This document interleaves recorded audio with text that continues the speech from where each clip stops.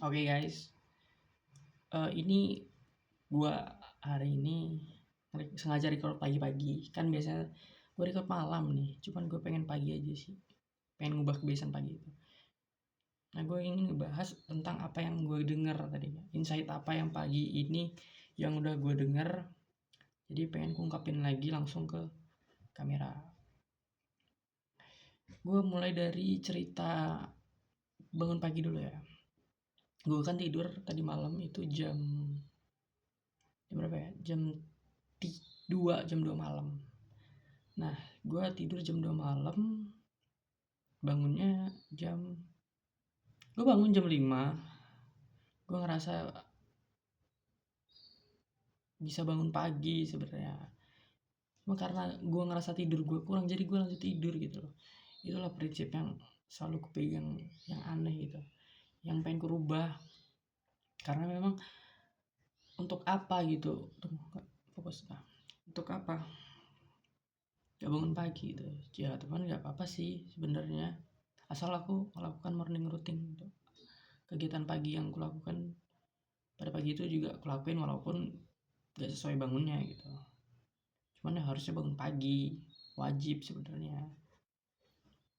Tapi ya oke lah, yang penting gue gak ada nunda-nunda atau gue disiplin lah untuk ngelakuin hal yang udah gue konsistenin dari awal gitu. Walaupun gue gak bangun pagi, gue ngelakuin hal-hal yang udah jadi tanggung jawabku gitu. Disiplin mau keadaannya seperti apapun. Oke, lanjut.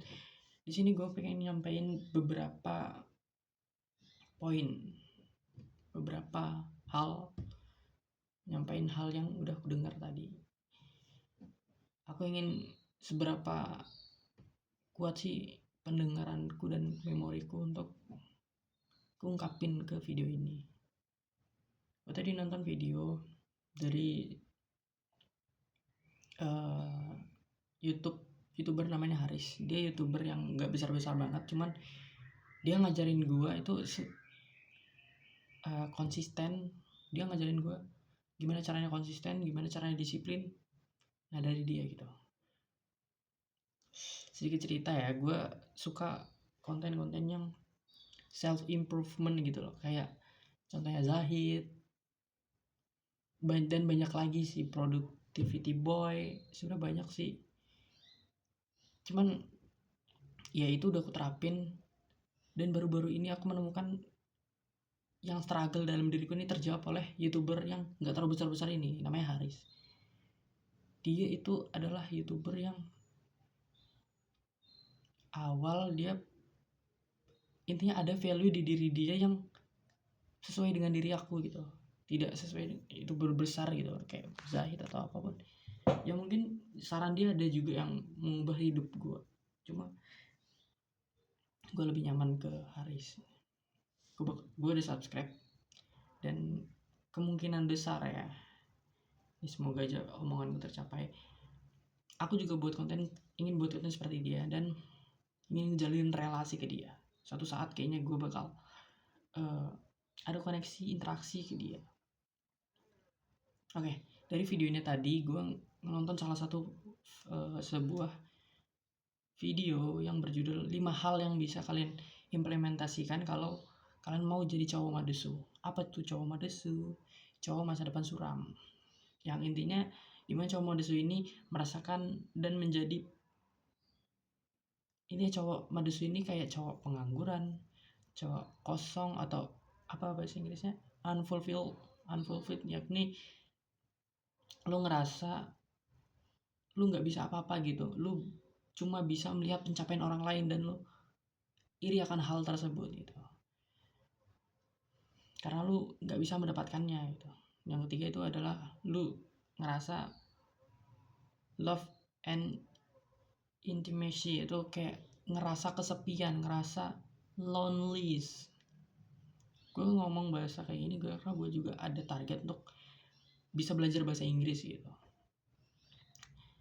Gue baru kali ini untuk landscape, jadi tangan gue tuh nggak lampak gitu. Gue pengen kayak gitu. Terus Jadi kalau kalian nggak mau jadi cowok madesu itu jangan ngelakuin itu. Lu harus jadi cowok masa depan terang, madetar. Ya begitu. Entah kenapa record hari pagi ini kayak nggak semangat gitu, nggak kayak tadi pagi gitu. Ayo Rian, semangat. Ya intinya cowok madesu itu cowok yang masa depannya suram gitu. Lu tahu apa hal-hal yang lu lakuin yang bisa ngebuat masa depan lu suram. Contohnya kayak scrolling TikTok, scrolling Instagram, scrolling Reels, scrolling store, dan itu lu lakuin bisa sampai 8 atau 4 jam yang aktivitas yang tidak berguna gitu. Lu cuman ngebuang dopamin yang ada di otak lu gitu, sayang gitu. Lu mencari kesenangan yang instan gitu. Nah, untuk hal itu lu harus ubah apa yang lu konsumsi. Ini agak melenceng ya dari pembahasan sebenarnya, teman. Ini masih masuk dengan apa yang ku jelasin. Oke. Nah, terus lu tau lah, kalian pasti tahu apa yang ngebedain apa yang baik dan buruk untuk diri kalian, apa yang mempunyai value, apa yang kira-kira kalau lu ngelakuin hal itu, itu baik ke diri lu atau tidak gitu. Kalian pasti tahu gitu apa baik dan buruknya untuk diri kalian. Nah, tugas kalian untuk memilah dan memilih hal yang baik untuk kalian, dan hindari hal yang ngebuang waktu lu gitu, yang nggak penting gitu, yang tidak menghasilkan value ke diri lu. Nah, kuncinya agar lu tidak seperti itu, lu harus punya namanya self accountability, yaitu mengambil tanggung jawab atas pilihan kita.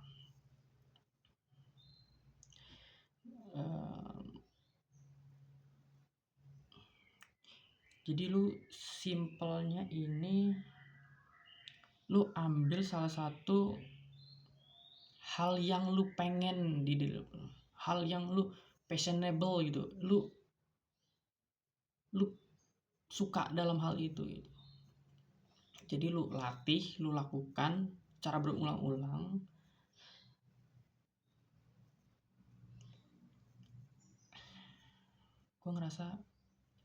Gue ngerasa kayak ada hal yang nggak bisa aku cerna gitu. Apakah memang sejelek itu ya daya ingatku? Atau memang karena ada faktor lain? Terkadang ya aku harus ngelatih ini terus. Sorry guys kalau misalnya ini agak banyak curhatnya, padahal ini pengen nyampein sesuatu. Ya apa-apa. Ini cara aku untuk melatih public speaking aku. Ya kadang bagus, kadang jelek. Cuman kalau aku lakuin secara terus menerus, aku yakin ada dampak perubahannya. Yaitu yang pertama, kita harus punya self accountability. Itu mengambil tanggung jawab atas pilihan kita. Kita mengambil tanggung jawab atas pilihan-pilihan kita, yakni kita mau pilih itu ke hal yang baik atau ke hal yang buruk. Itu pilihan kita. Contoh, lu pengen nih meningkatin skill yang lu pengen. Contoh lu pengen lu bisa bahasa Inggris, ya mau gak mau lu luangin waktu untuk belajar bahasa Inggris di waktu yang udah lu tentuin. Atau kalau lu pilih yang buruk, ya lu main aja ke teman lu yang lingkungannya toksik, rokok, yang happy doang gitu, yang ngeboros isi kantongmu gitu, karena kerjanya cuma main-main, bercanda, dan terusan, dan lu tidak punya waktu untuk diri lu sendiri, untuk serius, untuk mengejar apa yang lu pengen gitu. Jadi lu harus punya self accountability. Nah, agar lu itu tidak Jadi cowok medesu, yang pertama, lo jangan ngelakuin overstimulate yourself and stop learning, yang artinya ini tuh yang ku dapat yang apa ya, yang ku dapat dari videonya tadi itu, di bagian ini nih, lu ngelakuin hal yang gak berguna, contohnya scrolling TikTok, scrolling Instagram, yang itu lu menghabiskan waktu berjam-jam lamanya gitu, tanpa ada hal yang lu bisa pelajari gitu dari hal yang lu konsumsi gitu. Gue baca.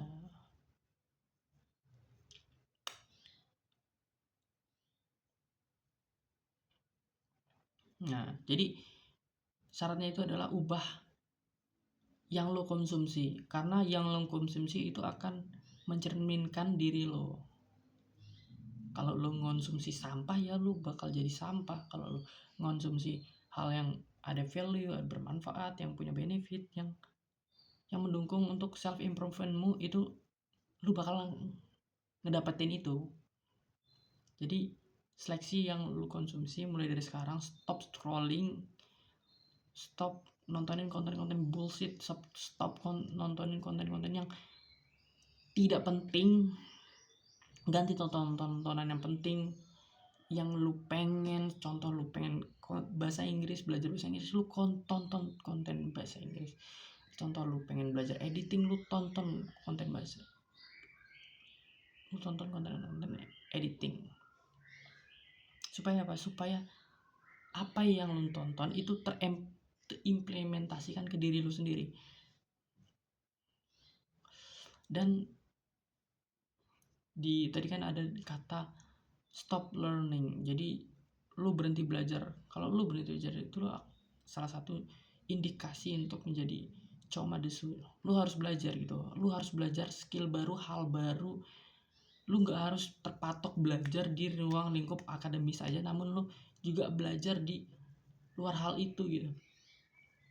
Jadi lu belajar skill baru, yang tadi aku sebutin. Lu belajar skill baru, lu entah belajar bahasa baru, skill editing, skill fotografi, ataupun hal yang lu mau lu pelajarin. Karena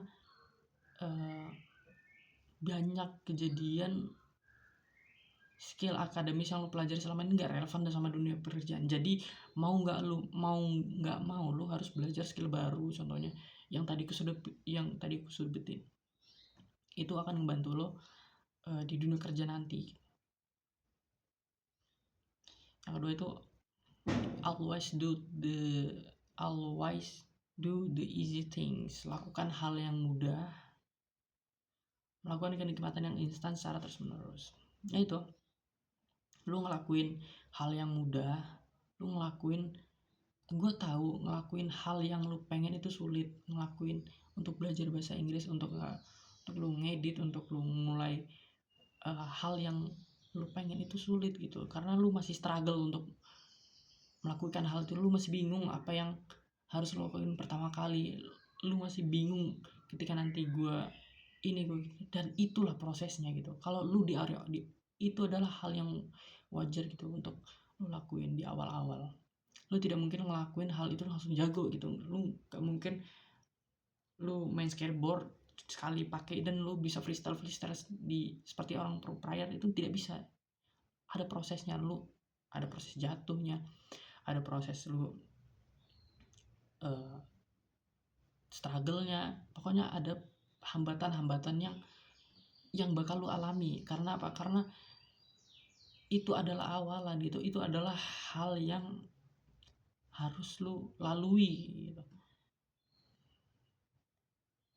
Generasi sekarang tuh generasi yang instan gitu. Apa-apa instan, apa-apa pengen langsung bisa gitu. Jadi inilah dampak dari perkembangan teknologi. Berbeda dengan generasi dulu. Generasi dulu tuh ngelakuin hal apapun yang pengen dia mau, dia harus salah dulu, dia harus dimarah dulu, dia harus ada konsekuensi yang dia ambil. Jadi generasi zaman dulu itu terlatih untuk dia struggle dulu, dia belajar dari kesalahan dia, lalu dia belajar lalu dia paham akan hal yang dia pelajari, dia mulai lama kelamaan mulai bisa, dan dia lakukan hal tersebut secara konsisten, dan dia berhasil apa yang apa yang ia mau ia dapat, seperti itu.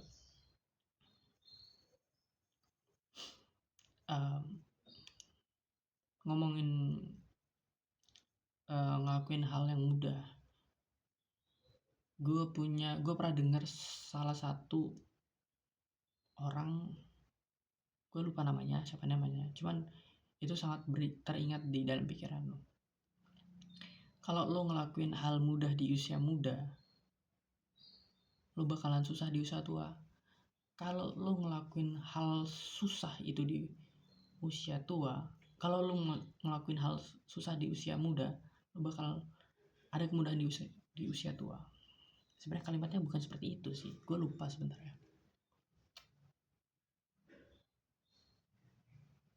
Kalimatnya lebih bagus gitu ya, intinya seperti itu, cuman bukan seperti itu kalimatnya. Gimana ya?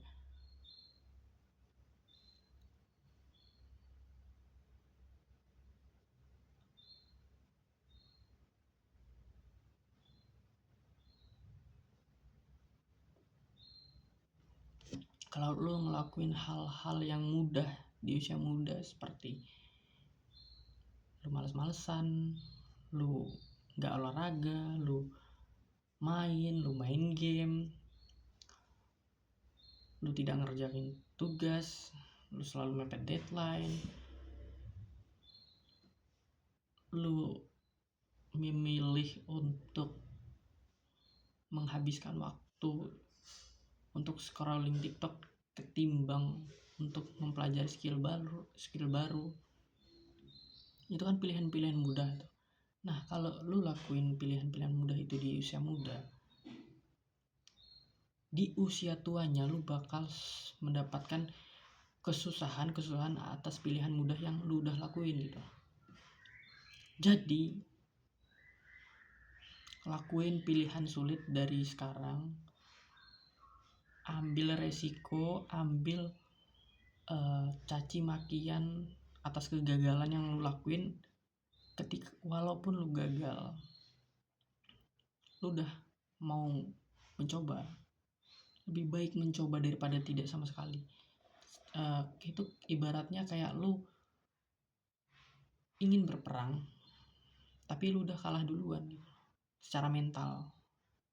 Makanya lu lakuin saat perang, kalah mau lu cacat mau apa, intinya lu udah melakukan hal yang terbaik. Jadi jangan kalah sebelum berperang lah, intinya itu ya. Kemudian gua nggak butuh ini tuh yang membuat gua menghambat pikiran gua ya, bodo amat. Intinya gue pengen nyampein apa yang gue sampein, struggle karena itu ya, mungkin gue pengen ngalir aja sih. Yang kedua itu adalah jangan rapikan kamarmu, biarkan itu berantakan. Artinya apa? Jika kamarmu berantakan, itu akan terimplementasikan ke diri lu sendiri. Itu akan mencerminkan diri lu sendiri. Jika kamar lu berantakan, itu lu tidak akan bisa berpikir jernih, lu sulit untuk melakukan hal yang lu mau, karena lingkungan kamarmu itu adalah cerminan dari diri lu gitu. Jika kamar lu rapi, bersih, itu adalah cerminan diri lu ketika lu ingin melakukan suatu kegiatan. Ketika kamar lu jelek, ya itu lu sama jeleknya dengan kamar lu itu. Pikiran lu juga akan sulit untuk fokus, pikiran lu kotor, pikiran lu sesuatu yang negatif gitu. Dan itu juga tidak berlaku pada kamar pribadi lu gitu. Itu juga terstimulat, itu juga akan diterapkan, itu juga apa ya, bisa dibilang teori itu nggak hanya ke diri lu sendiri, tapi ke lingkungan sosial. Jadi ya sama, kalau lingkungan lu itu adalah lingkungan orang toksik, lingkungan yang tidak berguna, yang kerjaannya happy-happy aja, yang tidak memikirkan masa depannya gitu. Ya lu masih muda, lu masih umur 20, 19, lu mungkin menganggap itu masih muda dan lu wajar untuk melakukan itu senang-senang. Namun jika lu memilih hal itu, lu tidak akan berterima kasih pada diri lu sendiri ketika lu sudah merasa tua. Gue akan tetap upload sih omonganku ya, walaupun belepotan gak jelas apa yang intinya yang gue sampaikan. Gue tetap upload, sumpah, gak peduli gue, karena ini latihan ya. Struggle ku jeleknya ini jelek banget sih, gak bohong, omongan paling jelek. Oke, gak apa-apa. Gue pernah dengar lagi nih orang yang bilang gini, 5 orang terdekatmu adalah cerminan diri lu di masa depan. Jika lingkungan lu yang tadi gue sebutin, ya itulah gambaran masa depan lu bakal gimana. Jika lu dilingkungi dengan teman-teman yang memiliki value-nya tersendiri gitu, lu bakal menjadi hal seperti itu. Sebagai contoh nih, gue pindah ke Jawa ini ingin mencari sesuatu teman yang value-nya itu lebih dari aku, yang ku dapetin. Nih, ini pentingnya lu harus mencatat, lu harus ngebuat tujuan lu, karena secara gak sadar stimulus dari otak lu itu akan mengantarkan lu ke hal tersebut. Contoh kayak gue menuliskan sesuatu tujuan yang seperti itu, yang contoh yang seperti kayak gue bilang, gue pengen teman yang lebih pintar dari aku, gue pengen teman yang intinya teman yang setujuan dengan aku, yang ngebantu apa yang aku pengen. Contoh, aku kan pengen menjadi content creator, jadi skill yang harus aku punya itu adalah editing, public speaking, berpikir kritis seperti ini. Jadi gue harus punya teman yang punya skill itu gitu, dan gue menemukannya gitu. Tanpa aku nggak tahu ya cara kerja dunia ini gimana, cuma yang ku tuliskan itu datang sendiri terhadap diri aku. Yang sebutin dari kemarin, gue nggak habis-habisnya bahas namanya teori law of gue nggak ada habis-habisnya, nggak capek-capeknya ngomongin teori law of attraction, karena itu tuh yang terjadi ke diriku gitu. Gue menuliskan tujuanku yang tadi, gue kuliah di sini, gue nggak menemukan orang itu yang datang sendiri, seakan-akan menghampiri, seakan-akan memang semesta itu mengirimkan dia itu untuk berteman denganku gitu, dengan apa yang kubutuhin gitu. Contoh, gue ini kan butuh skill editing, gue bertemu dengan orang yang namanya Ray, kemudian berkenalan, kebetulan juga dia juga dari Kepulauan Riau, walaupun dia nggak Riau sama aku, dia di kepulauannya, namun itu kayak hal-hal yang kebetulan, cuman itu bukan kebetulan gitu, ngerti gak sih? Kayak memang udah takdirnya gitu. Jadi gue berteman sampai sekarang, dan ketika ada project editing atau apa, dia ngebantu aku, dia yang karena dia lebih paham gitu. Jadi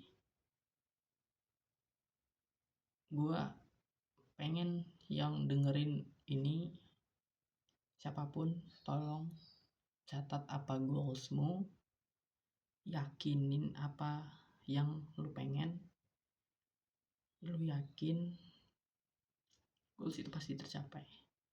Apa yang lu omongin, apa yang lu catat, apa yang lu pikirkan, itu bakal terrealisasikan terhadap diri lo di masa depan.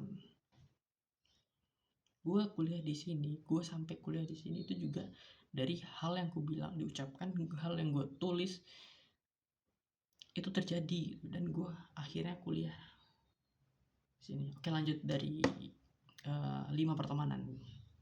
Yang kedua, gue pengen bahagia di sini. Kalau ini sih memang udah rencanaku ya. Gue bertemu dengan wanita yang emang dari dulu gue punya hubungan.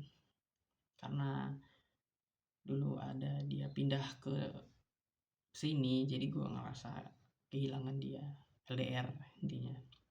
Dan gue sekarang udah ketemu orangnya dan gue ngerasa bahagia. Yang ketiga, gue pengen ngelatih public speaking, ngelatih berpikir kritis seperti ini, ngelatih seperti ini gitu.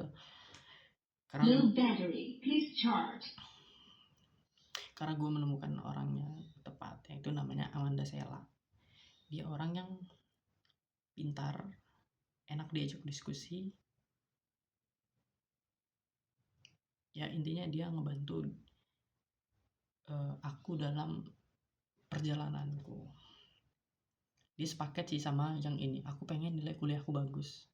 Aku pengen aku bisa belajar dengan efektif di kampus. Jadi aku harus menemukan teman yang pintar, yang bisa diajak diskusi, yang bisa berpikir kritis. Ya tadi Amanda Sela, gue ketemu dengan orang itu, dan itu tanpa kusadari gitu kalau itu adalah rencana yang kutulis gitu. Dan yang kelima, gue punya teman siapa lagi ya? Yang kelima ini belum dapet gue. Mungkin yang kelima ini adalah teman-temanku yang rame-rame itu. Low battery, please charge. Anak cowok. Bentar ya guys. Berisik ama ini.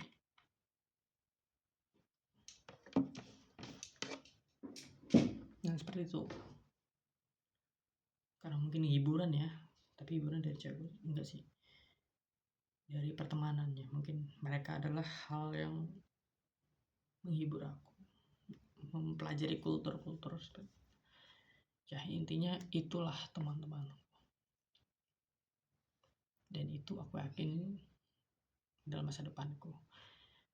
Gue yakin gue pasti jadi sesuatu orang yang bisa ngebanggain orang tua aku. Gue yakin tampang gue yang sekarang yang kayak pengangguran ini, astaga jangan ngomong sesuatu yang jelek, tampang gue yang sederhana ini akan menjadi seseorang yang berpenampilan sukses, memakai jas, memakai dasi. Enggak juga sih, intinya sukses aja sih. Gue gak mau kerja kantoran, gue pengen jadi youtuber. Gue bebas gue keliling dunia, gue mendapatkan AdSense, gue ngembangin kamar ini menjadi kamar youtuber dengan lighting, dengan setupnya yang keren gitu loh. Dan gue ngomong seperti ini di depan kamera. Gue punya kamera puluhan juta, gue punya lensa puluhan juta, gue punya laptop atau PC editing untuk aku ngedit, dan gue punya tim gitu loh. Gue pengen punya tim ketika gue udah besar di channel ini. Gue pengen punya tim, jadi gue bisa ngestok konten. Gue punya pikiran kayak gini karena gue ngedengerin podcastnya Koi yang punya channel Sepulang Sekolah. Dia punya konten yang punya tim, namun dia jadi ngestok konten gitu. Gue pengen seperti itu.